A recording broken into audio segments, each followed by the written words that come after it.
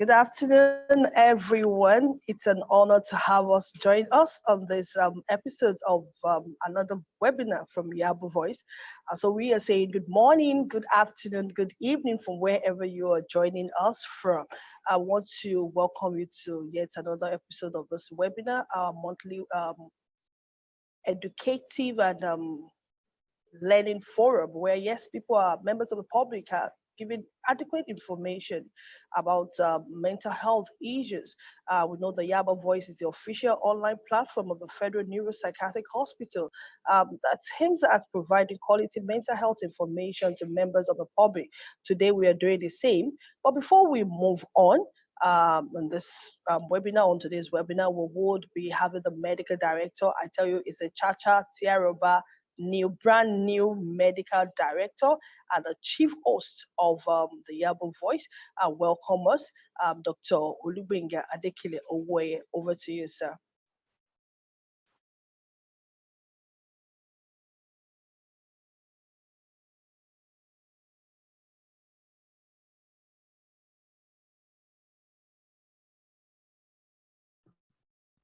Thank you very much.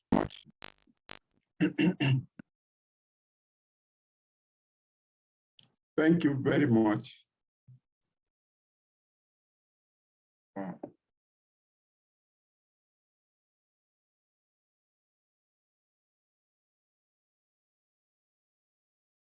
Thank you very much.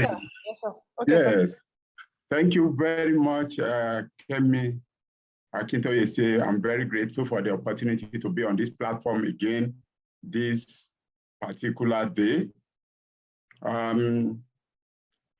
Today, I want to welcome everybody to this platform and say a very good day to everyone all over the world. I welcome you to today's edition of our regular webinar by Yaba Voice on mental health issues. Yaba Voice is a platform for mental health education, advocacy, and community outreach.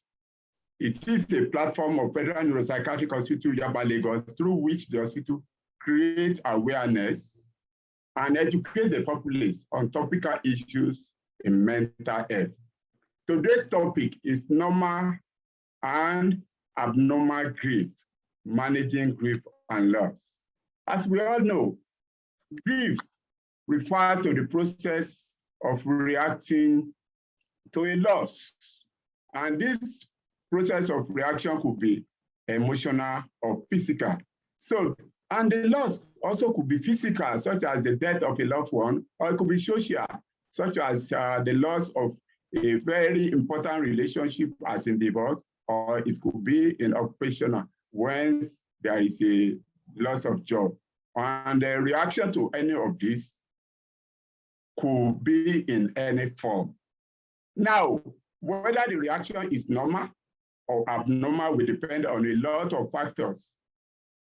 What are these factors? When do we say such reaction becomes abnormal?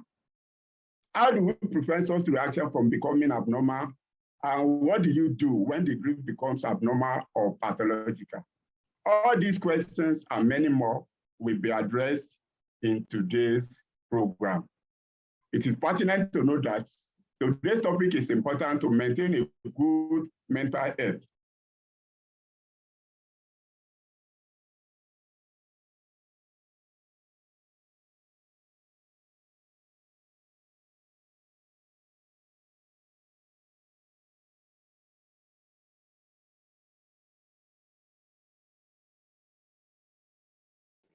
We have lost Dr. Owoye there.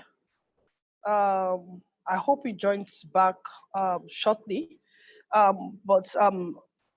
And that the individual's ability to recognize appropriate action will go a long way in the process. So to address this topic this afternoon, I have two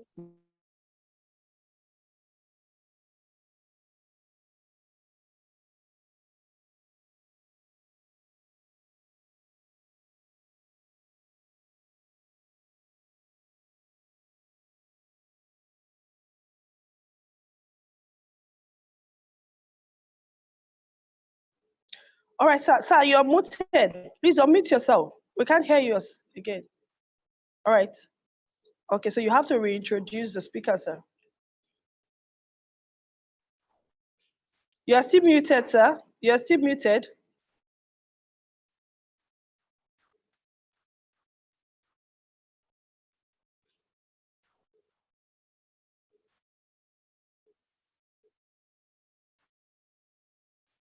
Send the prompt to him.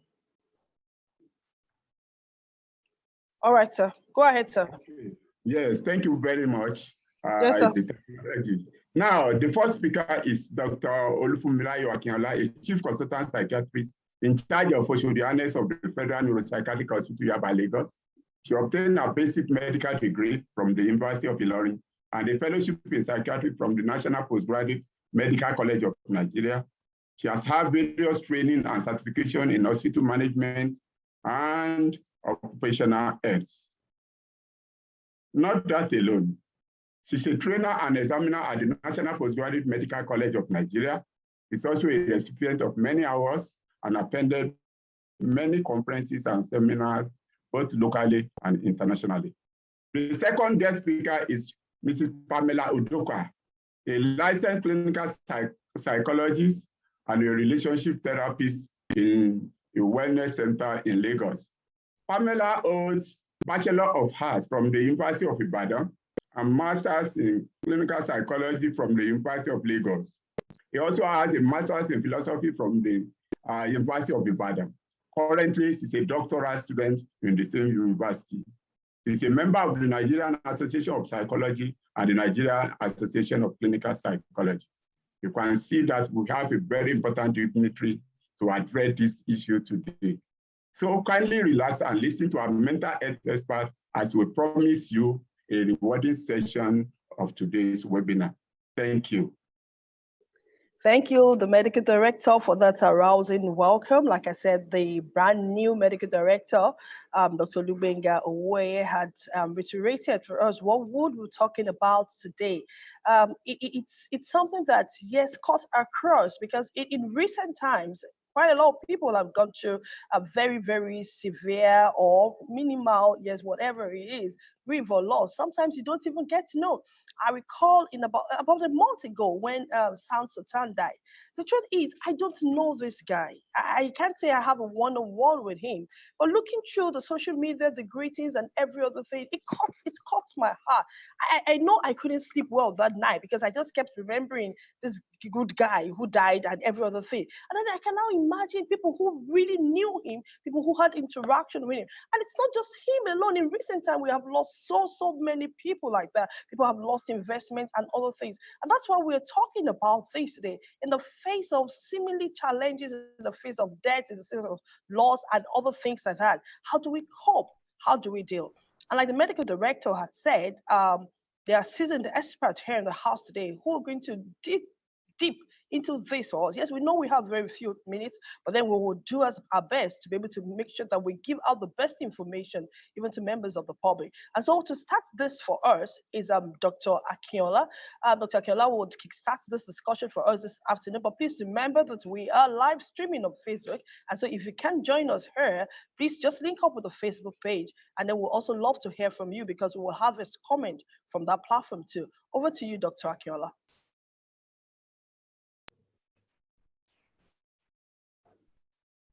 Okay, so good afternoon, everybody. Welcome you to this program. So I'll quickly start the topic. I'm going to talk about grief briefly, then the next speaker will come up on. We do know that grief is a process that involves emotions, our thoughts, that people experience when important relationships, roles, or important possessions are interrupted, ended, destroyed, either through death, divorce, relocation, theft, destruction, or other similar processes. But we must remember that grief is another normal part of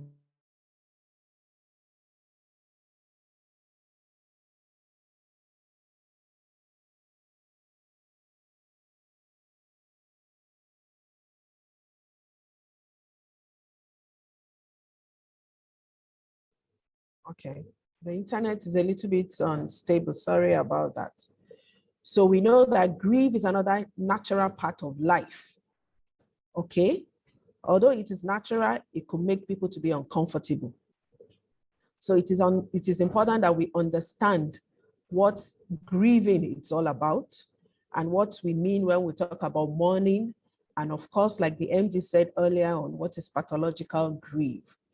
And so understanding about the typical stages of grief can help people cope with the challenging emotions and thoughts that accompany this experience. So I want to quickly talk about what mourning is. And then in conclusion, I would say, or rather, I would say that grief is the internal meaning given to the experience of loss. So hold on to that sentence. While when we talk about mourning, mourning is when an individual expresses the grief they feel outside of themselves. So we'll say mourning is an outward expression of grieving. And like I said earlier, there's no one way or a right way to mourn or to grieve. Okay, so when people are mourning, they tend to talk about the person who died. Okay, or they could be crying.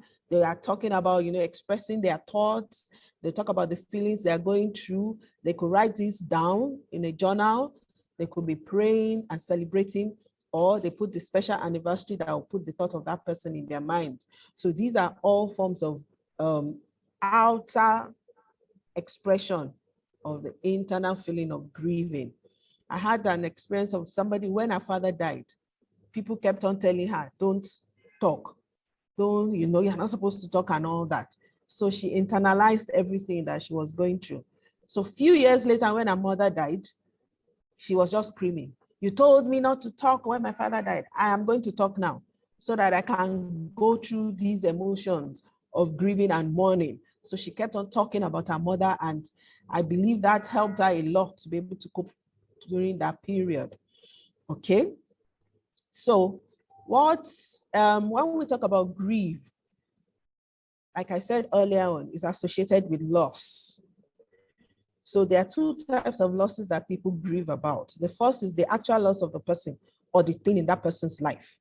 And the second one is the symbolic loss of events that will no longer occur in future. For example, those things that they used to do together with that loved one, okay? Maybe birthdays, when they used to go on holidays and all that. So grieving actually comes in those two forms. And like I said earlier, it is normal, it is a natural process, but we must remember that it takes time, it takes effort, and it takes energy to walk through grief.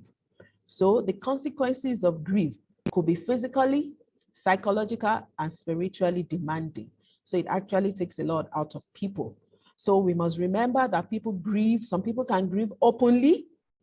Others can conceal their feelings of distress. Some can go through this process quickly, while others might take a long time to finish it. But we must remember, either way, any which way, there is no right way to grieve, because individual grieving patterns are shaped by our personalities, our coping styles, and the particular loss, and the mode of the loss.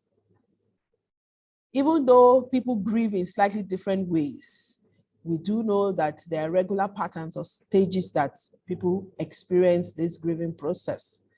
And the following models, there are different models, talks about the emotion and the mental processes that are experienced during this process. But one that is universally acceptable is by a renowned psychiatrist, Dr. Elizabeth Kubler-Ross, who discussed the stages of grief. And she went through this. She said the stages are 5 in number, and the initial stage. But I must state, for this theory to be acceptable all over the world, we have to stress that there's no one way you go about it. It's not as if it's linear. You must go through first, second, third. It doesn't occur like that. Sometimes people might even go to only 2 stages and they get out of it. They are well. Sometimes some will go through the 5, but we must just have these 5 stages in mind, and people go through it in different ways. So the first one is denial. And it's like the life does not make sense to that person. Why should this happen? And it could be overwhelming. So this denial is like a protective form that it is not possible, so that they do not feel overwhelmed with the reality that somebody important or they have lost a business deal that involves all their life savings. So they go into denial, they begin to live in a preferred, it is called a preferred state of reality, which is not the actual reality. So it is quite, it's protective initially, okay? So, and it helps the individual to survive the initial loss. Then the second stage is anger. Well, some scientists believe that this stage is very important, that it is necessary and it is a natural response to a significant loss. Because, at this stage, the individual is now actually living in the actual reality that, this loved one has gone, a child has died, a spouse has died, or that business, the money that you have worked for all your life is gone. So the next thing would be, why me? Why did it happen to me? How come I didn't foresee that something like that was going to happen? So why didn't God, for those that believe in God and they begin to question God, why didn't God protect me from this loss? Or they can begin to blame others. So it's associated with a lot of frustration and irritability and anger. And it is said that it is better that we allow them to go through this stage. Once they can express this feeling of anger, they usually get out of it earlier than if it was suppressed. And the next stage is the bargaining stage, because now they've known that, okay, this has happened. Okay, so what next? Then they begin to feel, what is the meaning? What can I get a meaning out of this? Okay, God, if it's somebody that is ill and the doctor has said this, your spouse has 6 months to live. So you begin to bargain with the higher power that you believe in. God, what if I become a better wife? What if I become a better husband? Don't take my spouse, don't take my child. So to reach out to others. Guilty feeling is common during this stage. Then the next stage is a depressive stage, where they feel, because now they are living in the reality, they feel depressed. So that means I will never see this man again, or that child, I will never hear his or her voice again. And it's like they feel overwhelmed. The world and everything around them can begin to feel overwhelmed. Then these feelings of helplessness and hopelessness. Am I going to get better? Particularly, for example, if it's a woman that is not working and her husband died suddenly. I mean, it can be overwhelming with having 5 children to cater for. Okay, so this is the stage of depression. So they could even actually begin to withdraw, social withdrawal from others, those things that they would like to do, stop doing things. And if we are not careful at this stage, suicidal ideas can come in, because when they feel particularly hopeless and helpless and they feel overwhelmed. And then the last stage is the stage of acceptance. Okay, now the man is dead. So what am I going to do? It's not going to come back, but I think I am going to be okay. So that certificate that I had, I think I need to dust it up. Or that business, that shop that I have locked for years, I think I need to open it up, because I need to continue to live because of these children. So they begin to explore other options. They begin to put plan in place, and they want to, re-enter reality. So this period is usually a period of readjustment, when they begin to think, okay, so life has to go on. This person is gone and is never coming back. So are there cultural, religious implications of grief?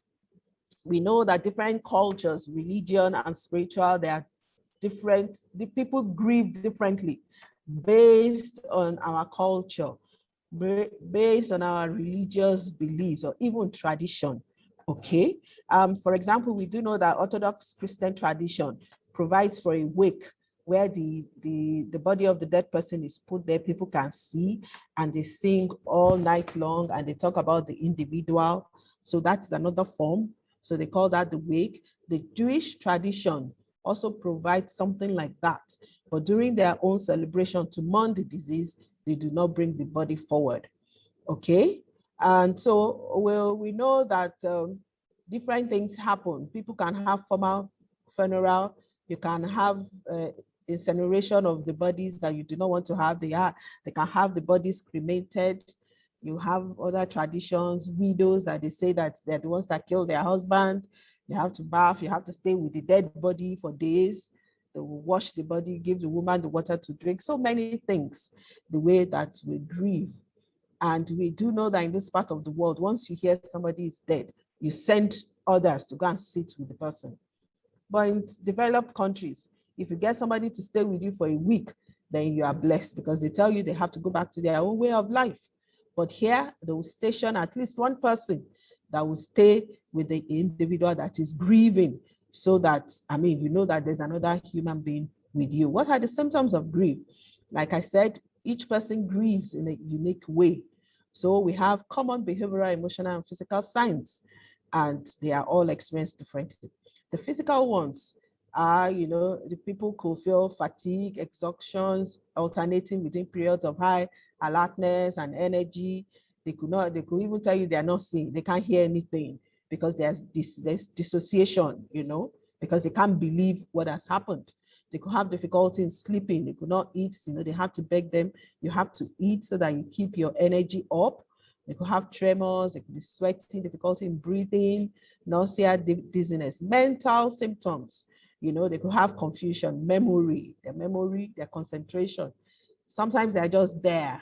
They're not even connecting with you at all. They could also have intuition, unwanted thoughts. And so that is why when you have pathological grief, people can have post-traumatic stress disorder and dissociation, feeling of detachment. They are not there because they're living an unreal world that, look, this person is coming back. Emotionally, they could go into shock, fear, anxiety, apprehension, anger, irritability, and of course, I've talked about guilt, numbness, and depression. Okay, that fear. That's why in Yoruba culture, they would rather put people with the person that is grieving because they tend to fear a lot. They'll say, will the person come back? Will the spirit come back? Understanding pathological grief. What is pathological grief? This differs. We say that when somebody is grieving and is taking, over approximately like 1 to 2 years. When it's more than that, you begin to think that is there something going on, okay? So there are 2 serious psychiatric disorders associated with pathological grief. Like I said earlier on, acute stress disorder, post-traumatic stress disorder. If we start seeing this, then we can connect it with how long ago was that incident that caused a significant loss, okay? And such disorder could occur after exposure to serious abuse, violent death, combat experience, rape, life-threatening experiences. So pathological grief can sometimes apply to people who are unable to walk through their grief despite the passage of time. That is one factor. And the other factor is they cannot go back into life, reconnect and begin to function the way they were functioning.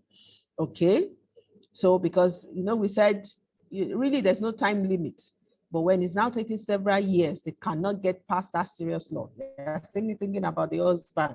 I cannot go on without this man.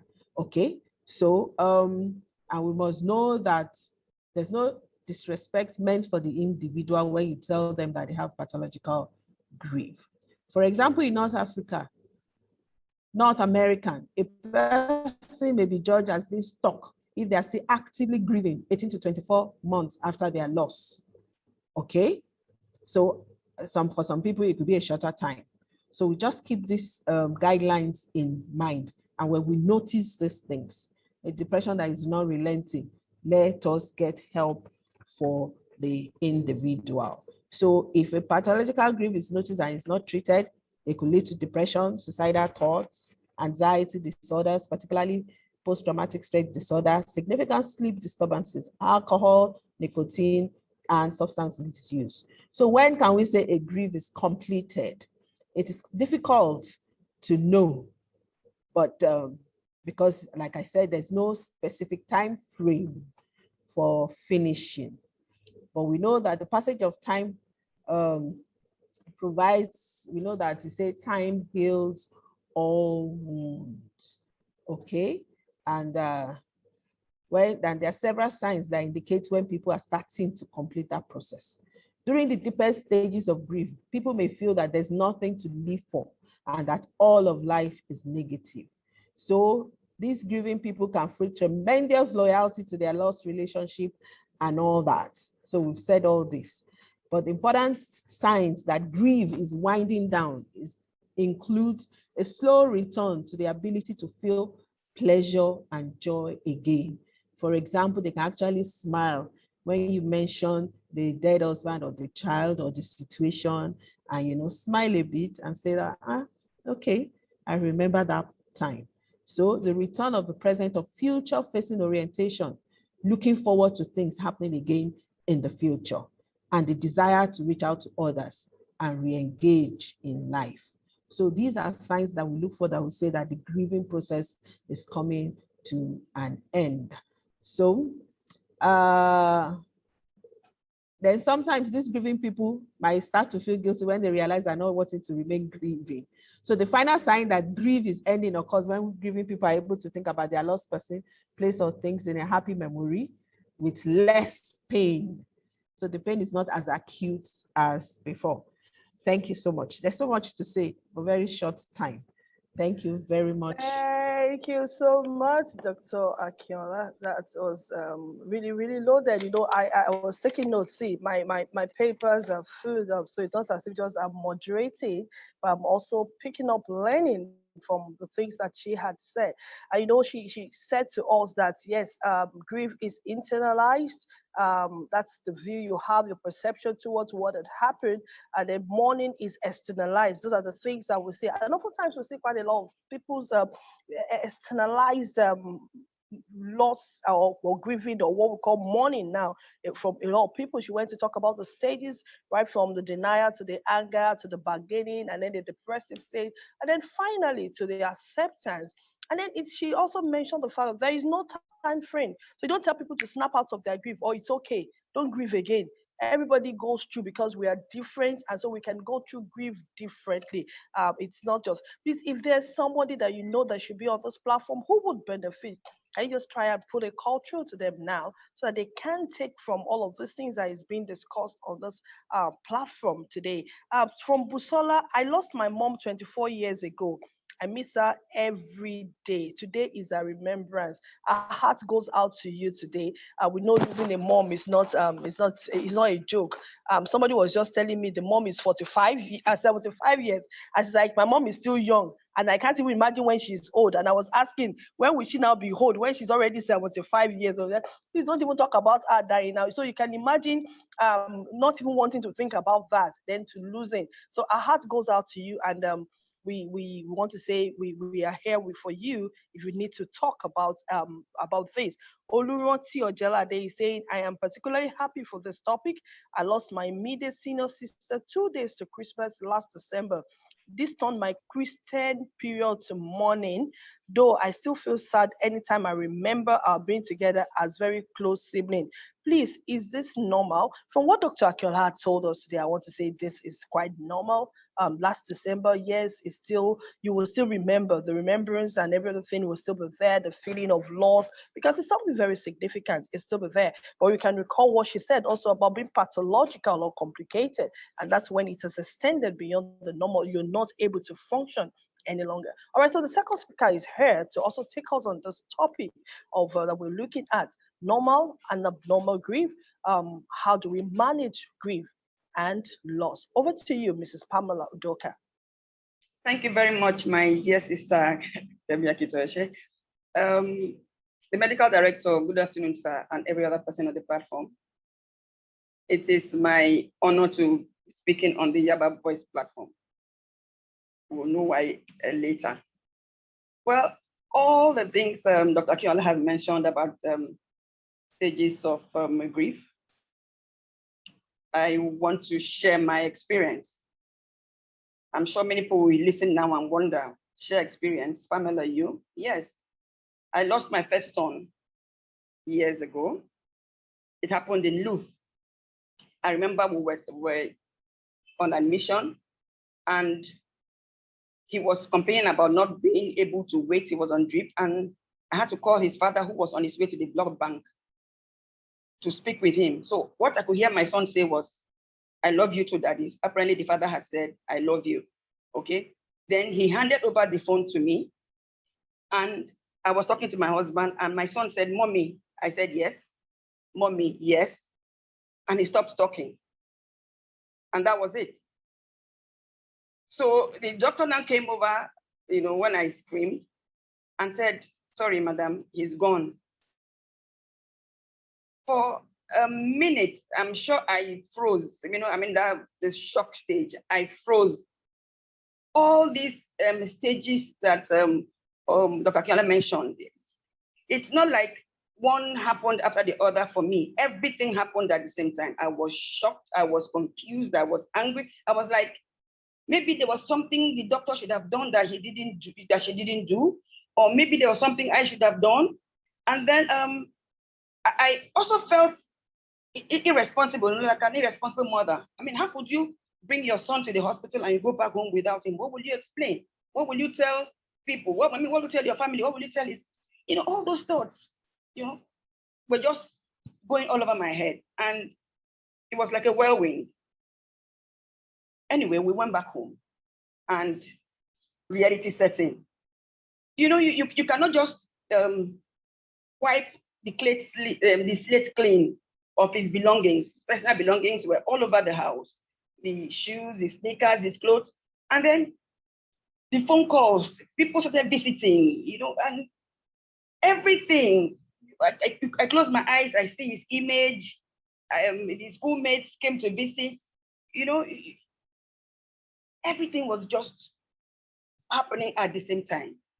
I think the first time I actually wept, as in shed tears, was the day he was going to be buried. He died on a Tuesday and he was buried on a Friday. Throughout that morning, I was just singing, and crying.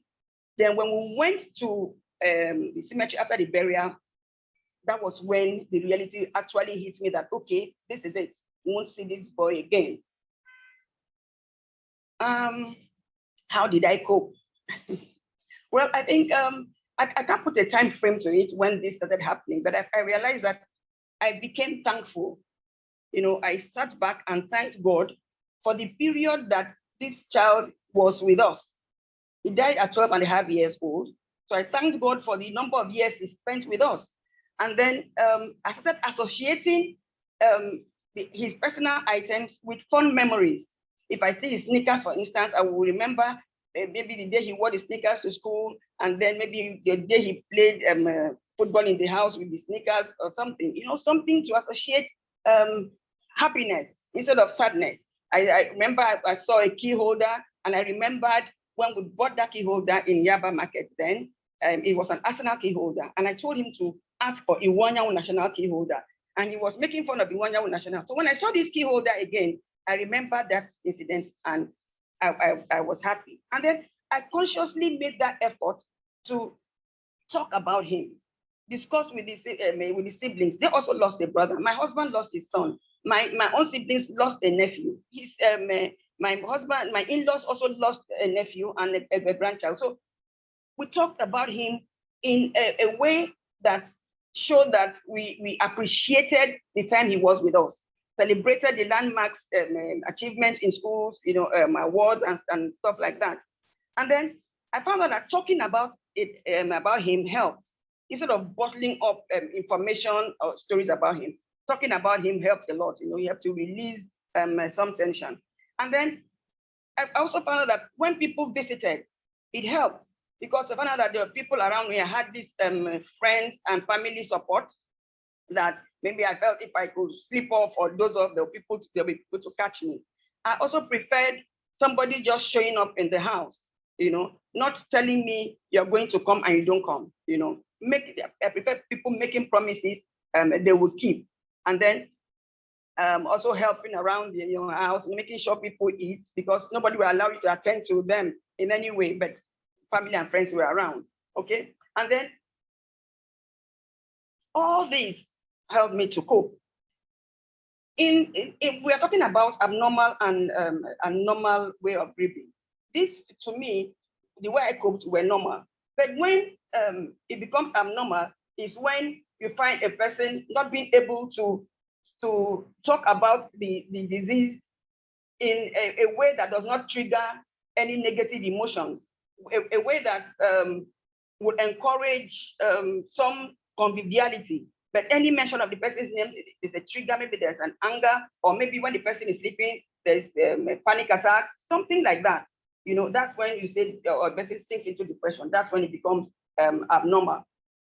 Okay, and then when we observe abnormal grieving, there are some therapeutic approaches that can help. We can do cognitive behavioral therapy for the person, such that we focus on the associated outcomes of the grieving process and do treatment for that. Or we'll do acceptance complement therapy, where we encourage the person who has suffered the loss to accept the loss and then commit to moving forward. Sometimes there's also medication. The person must be put under some medication and observed and weaned out of that medication gradually. There's also relaxation therapy. In my case, what helped me to relax was a game my son taught me, Spider Solitaire. I used to play it and then I sleep off, okay? So we cannot discountenance all these things when the people are grieving. When it's abnormal, you seek help. So in conclusion, we have to create a balance. There's no right or wrong way of grieving. There's no time frame.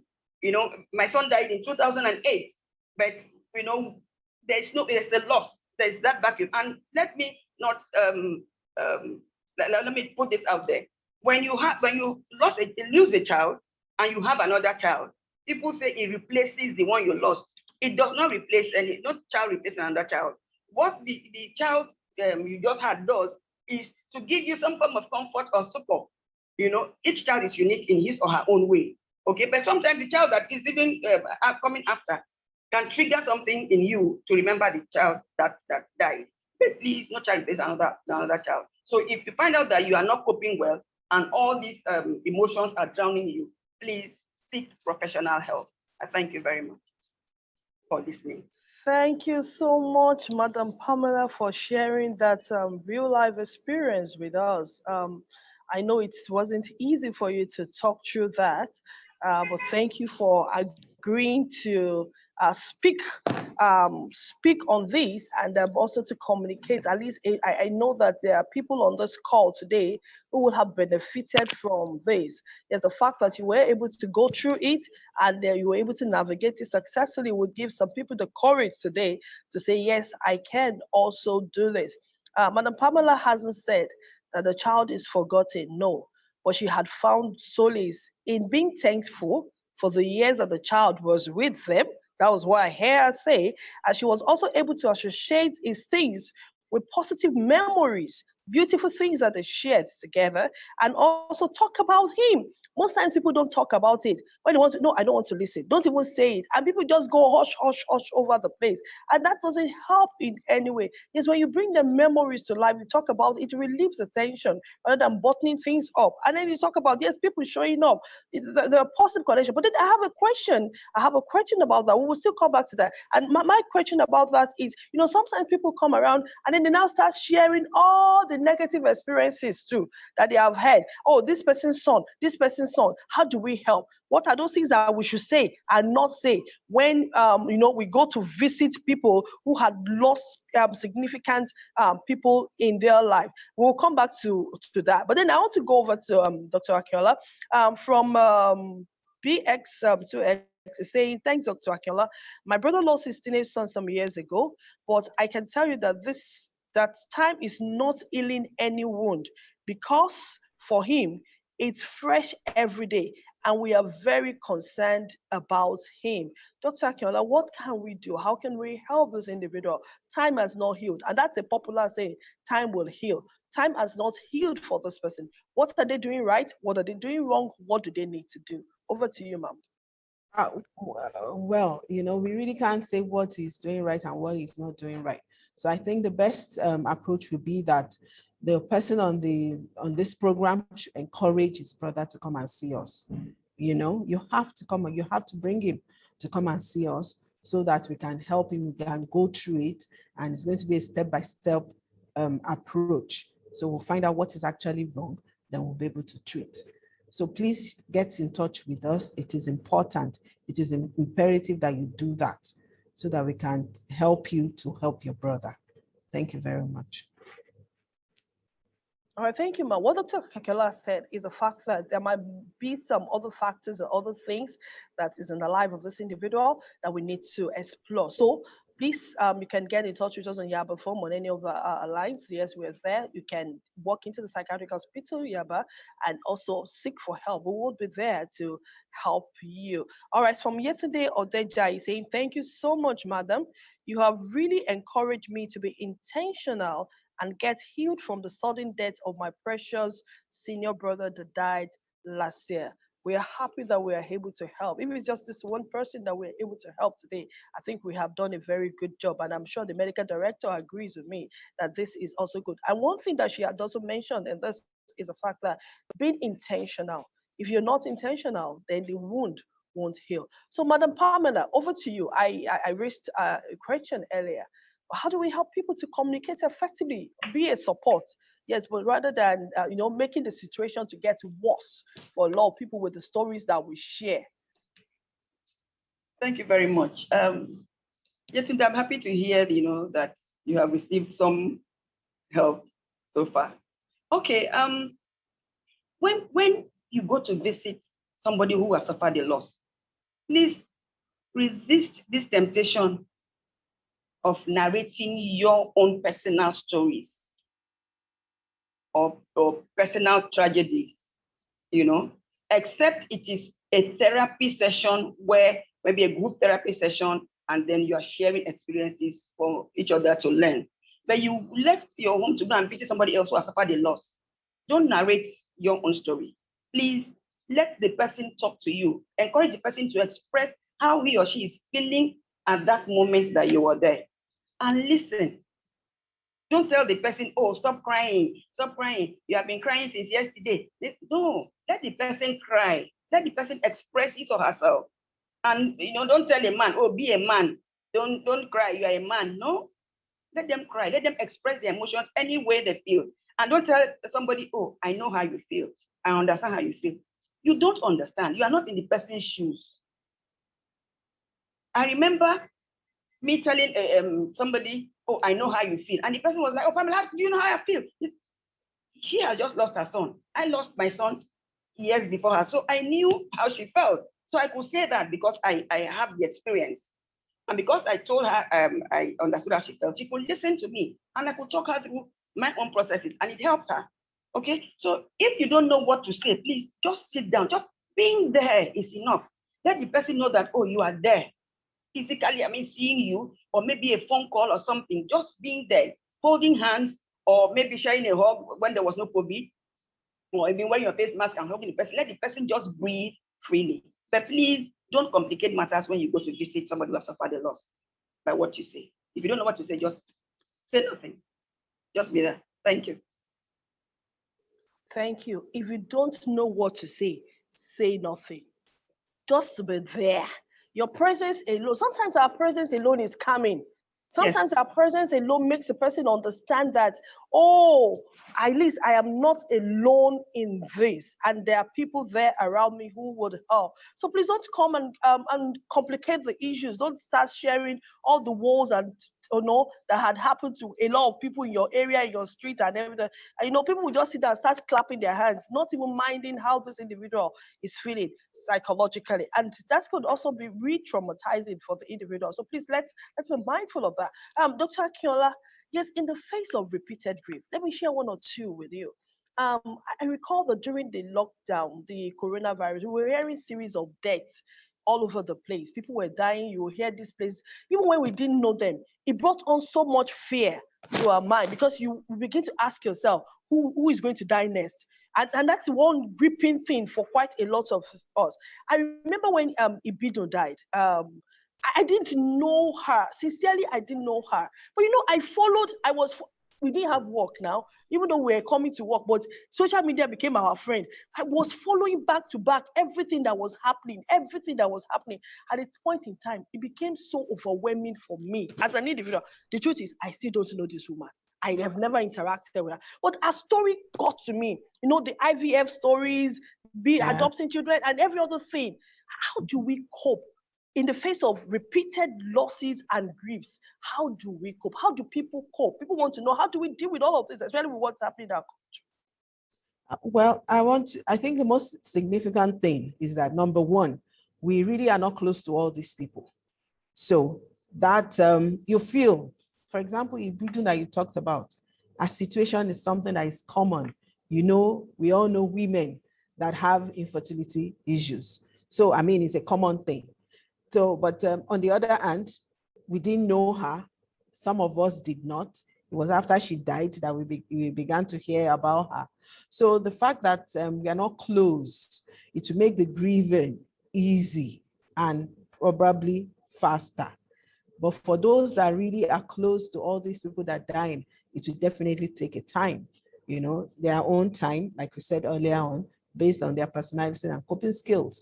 And of course, one other thing is we really need to reduce the amount of negative news that we watch and we listen to, because all these things ultimately have effect on our mental health. So as much as possible, once they're not too close to us, let us reduce so many, all the evils, all the deaths that are going on around us. And like we've heard Pamela say, we talk about it. If you hear somebody, so who was the singer? I didn't know Sultan too. I probably never even saw him until he died. I don't know anything about his songs, So I just thought about him for a day or two. It's unfortunate because he was young. And I think maybe he died due to cancer or something. So, I just thought of all that and was like, well, that's life. Probably because I did not know him personally. So we must all learn to do that, our coping skills, all of us. And we must remember that we can learn and improve on our coping skills. Then we must reduce the amount of time we spend watching and listening to bad news. Bad news is just everywhere right now. Thank you very much. Thank you, Dr. Akiola. I quite agree with you. But it's just like it's unfortunate now, or maybe that's just the trend now. Virtually, when you just open your system, it's like that is just the news that you keep hearing. I recall 2 weeks ago, Rachel Oniga died. It's like Rachel has died again. It's just like it's everywhere. Maybe it's depressed people that will now beg to help us be sending it out. I don't know what to do. But we know one thing she had also said that is important is yes, you had seen that somebody had died. You don't need to start going over to other people's pages to now start saying, what is it that this person wrote about it? What is it? What is it? Because of your own mental health functioning. Otherwise, it becomes very, very traumatizing for you as an individual. From Florence, it said, thank you, Madam Pamela, for the presentation. I lost my junior sister a long time ago. I know what it means when you said you froze. I experienced the same thing when it happens, I guess, I could not shed a tears until the day of the burial. Our heart goes out to you, madam, at this point in time, but we hope that you're dealing well with this. Olabode Daramola says, well done, Dr. Akiola and Pam. It's a difficult topic to speak on. The inevitability of death is one that we all battle to accept. The pandemic created many grievers. May God comfort all those who are bereaved. This session is very helpful.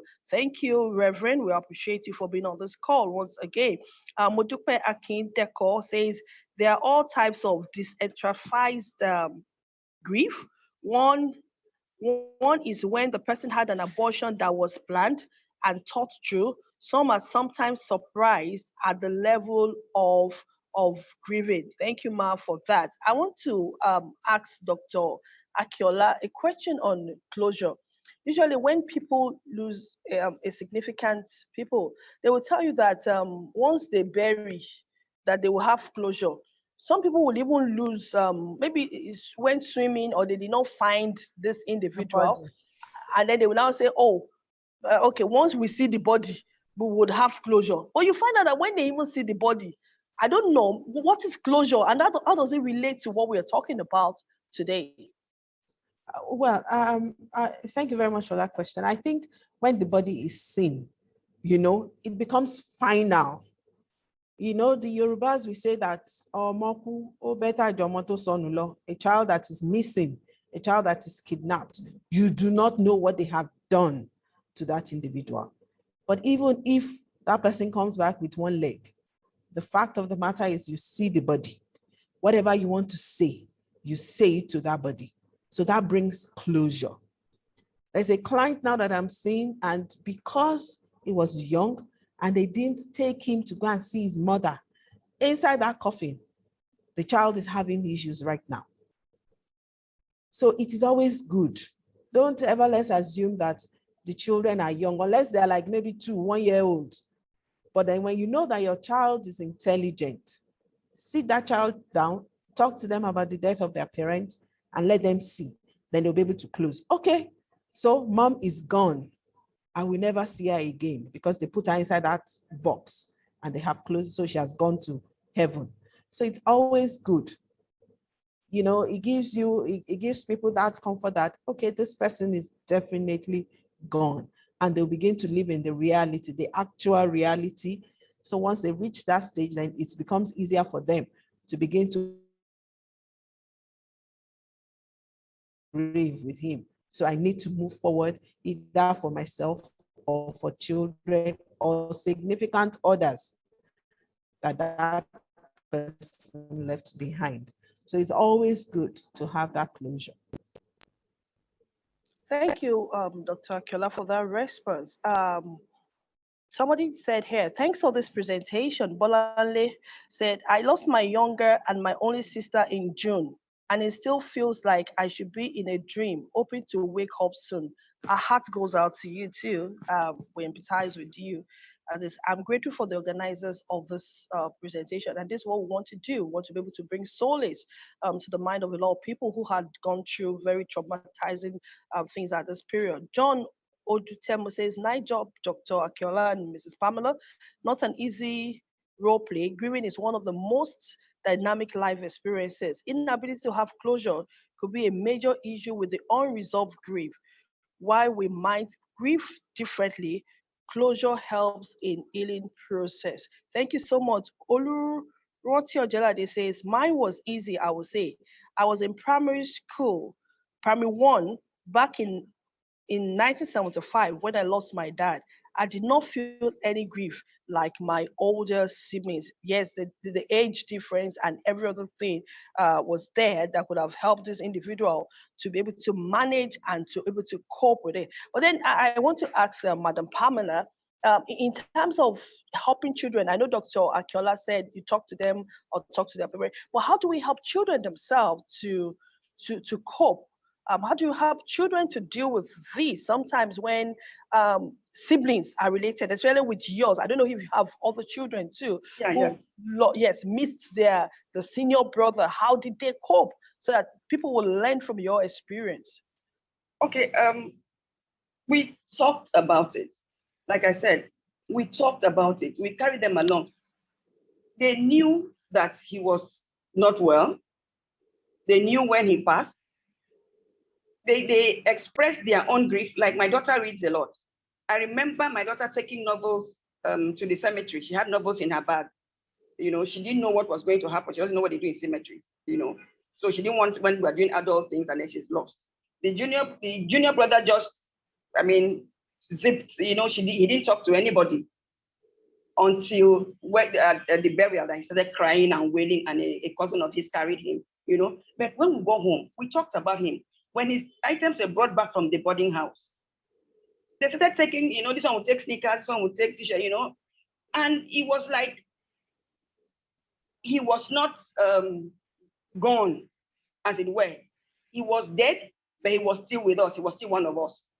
So you let them know that this person that has died is another phase of life. Don't feel it's not a taboo to talk about him. Okay, so let the children know. Children are never too long. I say once children can talk, you can communicate with them. Use age-appropriate language to tell them what is going on. And as they grow older, you also explain. The person who lost the father at a young age, I lost my father, according to them, I was 3 years old. I didn't know what was happening. I just heard my senior start singing from the church hymnary. I had visitors in the house. They killed a cow, and I was playing with the eyes of the cow, and people were crying. My friends and I were playing with the eyes of the cow. You know, when you kill a cow, the head, the eyes are open. So all those things, you know, nobody told me until when we were playing, and then somebody was talking about father. I said, I don't have a father. That's when my mother called me, showed me a picture that had been turned in the sitting room. You know, but I used to peep to see why is this picture turned the other way instead of it facing, you know, front. So that's when my mother explained to me that my father had died, and now started telling me. So I started recalling all those events that they should have sat me down then to explain to me that because my father has died, that's why this crowd of people are in the house and stuff like that. So if they'd explained to me then, it would be easier. That's when after the explanation, that's when I now cried that my father died years ago. Okay, so let's talk to children. My children, they all know what's going on. We all talk about it. Sometimes we used to call my son Prof. If you blow any big vocabulary in the house now, we'll just laugh and say, so Prof, you know, and we remember him and we laugh. So don't blank anybody from the information. Let people talk about it. Thank you so much, Madam Pamela. I think that's the same thing that Dr. Yemi Ogun is responding to her, the past medical director. We're happy to have you on this call, Ma. She said, I was 5 when my father died. Years later, I knew I had a good closure because I was made to go through all the grieving and ceremonies. We should encourage children to have good closure rather than saying they are too young to be present at the burial. And I think that is also very significant. We think they are not too young to experience some of this, but seeing it also help them to be able to deal with all of this things. Dr. Akiola, our time is almost up, but then I want you to be able to talk about the fact that when somebody is not able to express their grief, you know, you talk about mourning too as a form of grieving. If you're not able to express it, what do you do? If somebody is not able to, I can't cry, I can't just think about that person, it's just locked up somewhere. How do we help this individual with the comments that you have, ma'am? Well, I think they will go through it as long as we allow them. I told you that people grieve differently. Some will internalize, some will say it out and scream and shout, any which way that they want to do it. But as time goes on, we must help them to begin to talk about the person. So once I remember that time, that's why we have people around them. So you don't leave them alone for a period of time. So as they begin to talk, you will see the person's reaction. Then over time, he or she too will be able to come out and talk about it. So I believe that is important, that we do not leave them alone for a while after the incident. And like our Reverend said, when he talked about abortion, you know, most times we do not, you know, minister or counsel people that have abortion, whether by itself, whether it was discussed.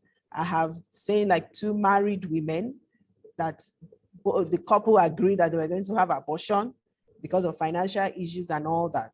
And the women broke down months after they had the abortion. So it is still a loss. Whether they won't, you know, you never know the coping mechanisms that we all have until when things happen. So we must, once we hear that somebody had, no matter the loss, we should always try and counsel and be there for them so that we prevent a pathological form of grieving later on. Thank you very much. Thank you so much to our presenters today. It's been wonderful being on this call. Madam Chinyere Okoko said, thank you so much, Dr. Akinola and Mrs. Udoka. Great presentations. My comments, mental health professionals also battle with grief. Yes, most times people assume that they should be able to deal with grief without stress. You think like it's your field, and so you should be able to get through. Madam Pamela is in the field and she went through. Yes, maybe yes, she was able to harness all that she had learned over the years and she brought it on. But I know that what she had shared with us in 3-4 minutes took months for her to be able to get there. It actually would have taken her months to be able to get to that point where she was or she is now. Am I lying, Madam Pamela? Well, I wasn't strong because I was a mental health practitioner. I think I also had support. I remember my colleagues came to the house. Madam Chinyere was in my house. Dr. Mwabu. In fact, our big mama, Dr. Jinodu came. I was surprised to see her. So they didn't just leave me that, okay, physician, heal thyself. They came to support me, okay? Dr. Ajiro Tutu, they were all in my house, you know, and that helps me. I'm not talking about people being there for you. So it helps. So I'm sure that if they observed anything, I'm sure they will just start therapy at once. Like, don't let us leave her alone. Okay. So they were there. They were there. So all right. Being a practitioner does not give you extra strength.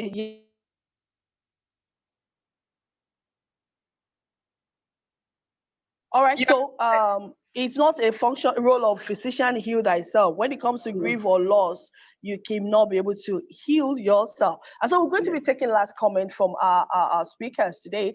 We'll start from, all right, somebody just sent in a message now. I lost my brother 6 months when I was 9. The grief ate my mother up, which led to her death when I was 10. Sometimes people are not able to manage all of those things, most especially when the support is not there. Mudukwe Akideko, thank you. Yes, Mrs. Oye, we see your comment. Thank you so much for being on this call with us. We're going to be taking the last comment from our speakers today.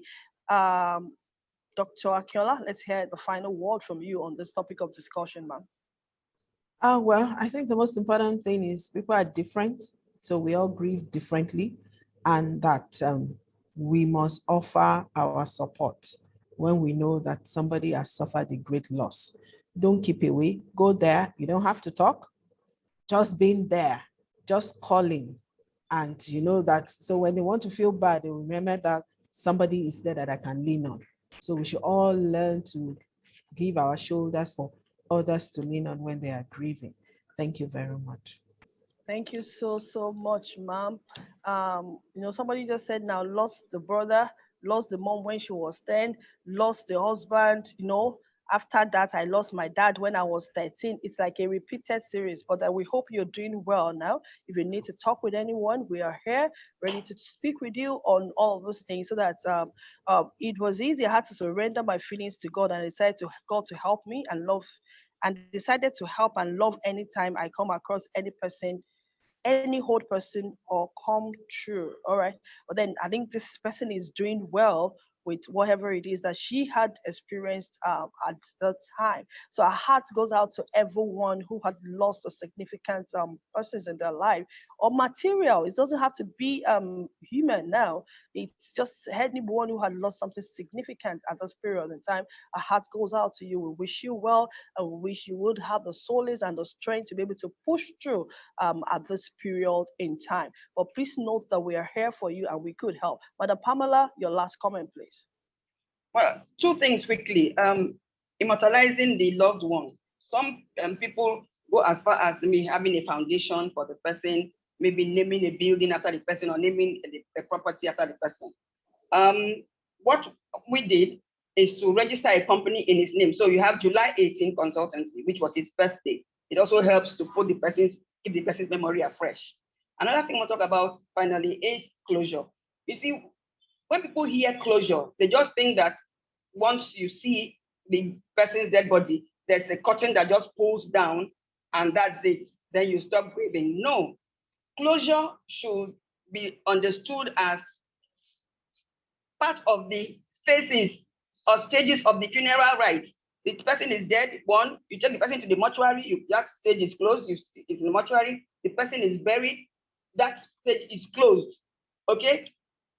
Just because the person has been buried and you saw the corpse does not mean that you stop grieving. No, let's not misapply the word closure. Let's understand it for what it is, speaking from experience. Closure just means that, oh, you have understood that this person is dead, this person is gone, you might not see the person again, but it does not end the grieving process. Thank you very much for having me here. Thank you so much, ma'am. Closure helps to bring acceptance home for a whole lot of people. It helps them to be able to accept the reality of the situation and then now moving on to the next stage of trying to move on. yes, accept and moving on. And that's what closure is all about. It doesn't wipe the memory of the person away. No, it doesn't take you out of the grief automatically. Closure is not like a magic wand that takes the memory and the pain away. No, it just helps you to be able to accept and then be able to move on. So thank you to everyone who had, yes, reached out to us on this call. Thank you. Please, let's help share that Yaba Voice is trying to help a lot of people come to terms with everything that they are going through. Yes, F. Ale said, I cried for my younger sister who died 30 years ago on my birthday. I treasure her memory. Yes, we would always remember our loved one, but then we would always find the solace also to move on. We keep the memory alive, keep the memory fresh, but we'll find that strength, that inner strength that helps us to be able to push through. And on this final note, we want to say thank you to everyone who had been on this call with us. We want to celebrate our speakers for taking our time to be here to educate the members of the public on this wonderful topic. Madam Pamela, thank you so very much. We're happy to have you here. Dr. Akinola, thank you so much for being here. Yes, we will send the link to our Facebook page as well as it's going to be on the YouTube. The recording is going to be there on YouTube. Just type Yaba Voice, FMPHY. The recording is going to be sent there in some few minutes after this webinar. So please, you could access it. You can also ask people to just check up on the Yaba Voice page. We have our previous recordings on various other topics that we had on this platform on that page too. So please just check it up on there, and then we have said again that if you need help to deal with any of these things, please, we are available. We can always help you. Our links, our numbers are there on the Facebook page, Yaba Voice One Walk on Facebook, on Instagram, and then also on the YouTube. You also access some of our content. So thank you for being on this call. We hope to see you by God's grace in September when we come back with something very, very nice. That one, we are still cooking it. But by the time it is done, you would be grateful that we brought it on for you. So until we come your way again, please stay safe and take care of your mental health. Mental health is important. God bless you. Thank you very much. I'm still a member of Yaba family. Thank you so much for having me. Welcome.